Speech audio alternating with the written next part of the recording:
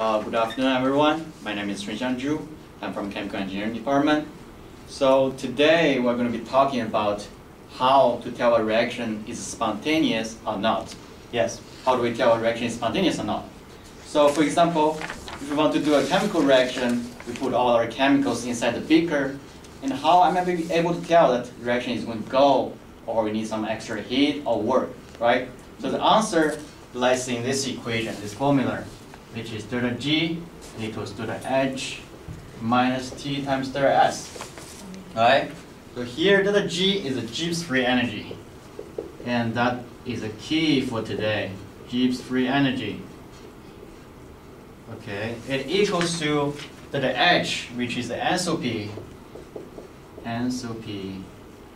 change actually. There are a lot of ways to calculate this enthalpy change. Usually they just give you this number. And then minus temperature, which is in Kelvin unit. And then last item will be the entropy change, delta S. Entropy change. And entropy, it is a measure of the system disorder. And usually they will just give you this number, or delta S. So here's the deal after knowing all the terms. The deal is if this one, it is negative, it is smaller than 0, the reaction will be spontaneous. Alright. So the reaction will be spontaneous if this delta G is negative. If it is negative.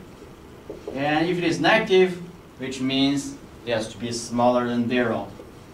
Alright. So basically they will just give you the enthalpy change delta H, temperature, and entropy change. You just plug all these numbers in and you calculate this delta G. Right? If delta G is negative, then boom, it's a spontaneous reaction. Right? If it's positive. If it is positive, it's not. Is there a term or it's just nothing? Yeah, it's not non-spontaneous reaction. Oh, yeah, okay. That's why it's spontaneous or not. Right? Okay. So after knowing this formula, I'm going to give you a typical example that you are going to get asked. Right? So let's say we have a chemical reaction, and we know that the enthalpy change delta H equals to 158 kilojoules. Well, we also know the entropy change delta S equals to 411 joules per Kelvin. Alright, then the question will be, at what temperature? At what temperature the reaction, chemical reaction, will be spontaneous? The reaction will be spontaneous. Will be spontaneous. Yes. Okay. So at first glance, it's really hard, right? We don't even know where to start because we only have 2 numbers. But remember, here we have this formula, right? So we put this formula here. Delta G equals delta H minus T times delta S. Alright. So now look at here. What do we know? Delta G we don't know, but we know delta H, which is 158 kilojoules. Here I notice that entropy has a unit of joules per Kelvin. So I'm going to transform it into joules. Right, 30. And temperature, that's the thing we want to solve.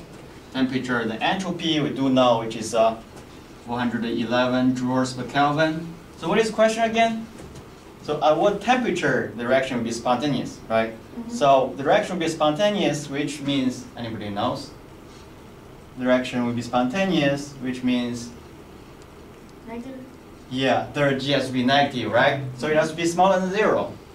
So delta G has to be negative, which means this part has to be negative, and the whole part has to be smaller than 0. Alright? So the only problem left will be how we undo this equation.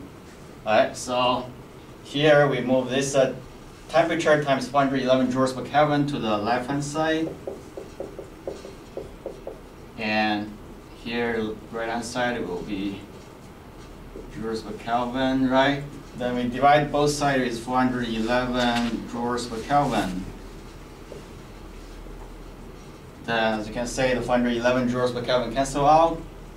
And temperature left over here. And then for this one, here is no, there's no Kelvin. Okay.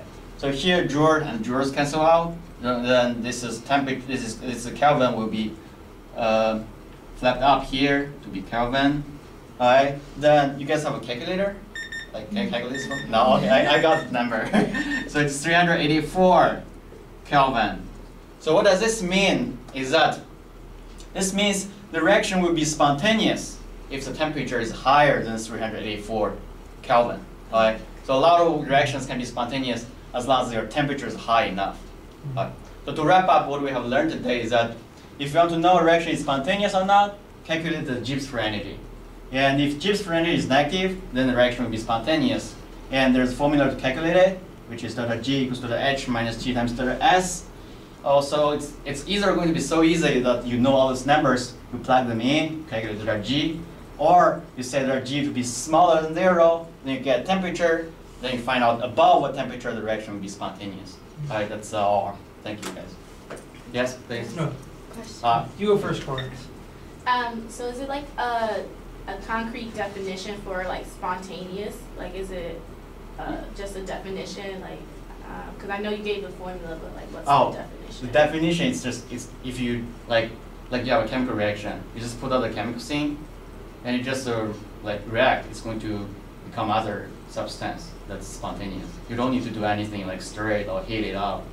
You just go yourself. I forgot my question. How did you convert the kilojoules to joules? Oh, yeah, so kilo means 1,000, right? Yep. So here just times 1,000, then Times it by That's it. 1,000? yeah, Okay. then 50,000 Okay. joules.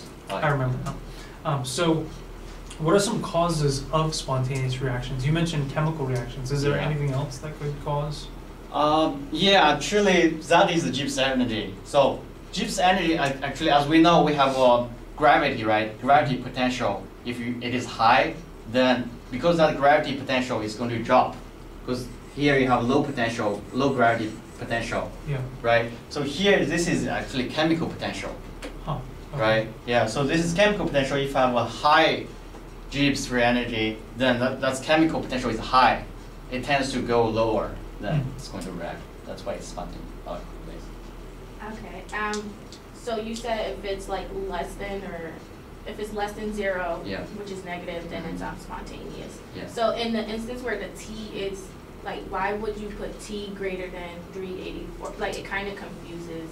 Oh, why is Like, because you get what I'm saying? It's kind of confusing because if we want it to be like, does it have to be greater than 384 Yes. at that? like But it's what? just confusing because if you wanted it to be negative, then it would Oh, be, you know? negative means the Gibbs free energy. Yeah. So Okay. this part, Okay.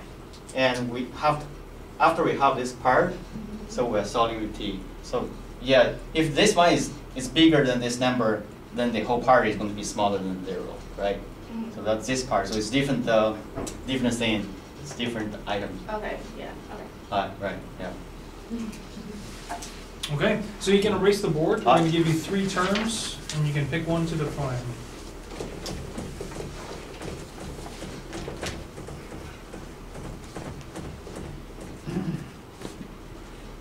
Okay, the choices are bubble point calculation, leaching, or Reynolds number.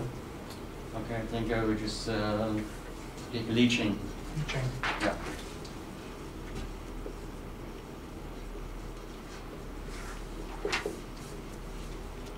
So leaching is a process that you extract. You extract something by dissolving this substance in a solution. Alright. So to visualize it, I can draw you a picture. For example, let's say we have a big chunk of metal. It is made of like a lot of things like A, B, different metals, right? It's not pure, that it has different metals. Let's say it has A, B bonded together. And we have another solvent here. Let's say it's an acid. And it's say this is a solvent. So for this chunk of metal, like the A metal can be dissolved in say, while B metal cannot. So the process of leaching is that we put this metal in here, and A will dissolve in here, and B will be left. So A will be like very, very small things in here, and B will be still like big chunk. And so now A is in C. Then we can just filter this out. Then B will be separated, and we have a solution of C containing like small a's inside. Alright.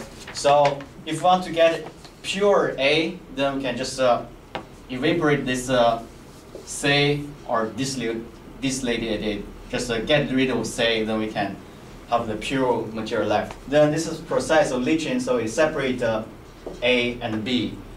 Usually in chemical engineering processes, like the familiar ones, is that, yeah, this is one familiar ones, that you dissolve the ores, like you extract the metal to make the pure metal. And the other process is that, you know, sugar we have every day. So usually they just cut the sugar bits into pieces, then they dissolve it into hot water. And the sugar will dissolve in the hot water, and then they purify that to get rid of the residues.